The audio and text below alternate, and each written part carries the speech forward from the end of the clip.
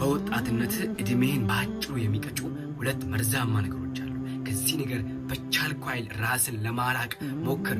ብዙ ጊዜ ሰርቻለሁና ለብዙ ሰው ሊደርስ አልቻለም። ስለዚህ ሁላችሁም ሼር፣ ኮፒ ሊንክ 100 ጊዜ ሪፖስት አድርጉልኝ። ምክንያቱም አብዛኛው ወጣት ከቀን ወደ ቀን ራሱን ያጠፋበት ይባስ ብሎ ከወንዶች አልፎ ሴቶች ሁሉ በዚህ መርዛማ ነገር እየተጠቁ ስለሆነ የመጀመሪያው ነገር ራስን ከሴት ጋር ሱስ ወይም ከግላዊ ወሲብነት ልታረቅ ይገባል። አስታውስ፣ ሴት ጋር ስታረቅ የእግዚአብሔር መንፈስ ካንተ ውስጥ ይወጣል። ሴት ጋር ስታረቅ ውስጥን የሚወራው ጭንቀትና ፍሪ ስለሚያደርግ ይህን ነገር ማቆም አለብህ። እንዴት አድርጌ ላቁም ካልከኝ መጀመሪያው ነገር ከምቾት ቀጠና ውጣ።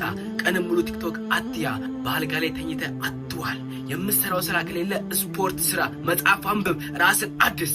በህይወት ዘመን ለአንተ የሚቆምልህ ማንም ካንተ ጋር ስለሌለ ለራስህ መቆም ጀምር። ከወንድ አልፎ ይባስ ብሎ አብዛኛው ሴት እየደረሰ ነው። ማህፀኔ ቆስሏል፣ ልሞት ነው፣ ድረስልኝ ይላሉ። ስለዚህ ማቆም ያለብሽ ነገር ታውቂያለሽ። አቁሚው። የማይሆን ቪዲዮ፣ የማይሆን ንግግር፣ የማይሆን ስራ መስራት አቁሚ። ተቆጠቢ። ወደ ንስሐ ግቢ። ከፈጣሪ ጋር ተገናኚ።